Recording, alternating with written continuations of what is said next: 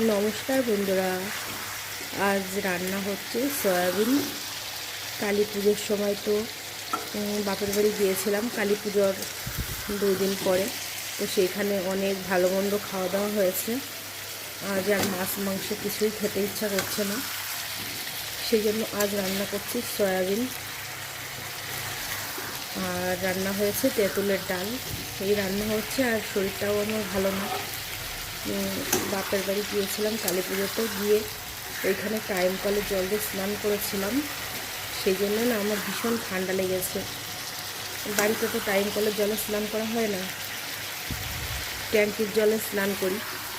ট্যাঙ্কিতে জলটা রৌদ্রে গরম হয়ে যায়, সেই জলেই স্নান করি। আর ওইখানে করেছি টাইম কলের জলে, তার জন্য আমার প্রচণ্ড ঠান্ডা লেগেছে আর কাশি প্রচণ্ড। আমার গলার ভয়েস শুনেই তো বুঝতে পারছো যে আমার শরীরটা তেমন একটা ভালো না।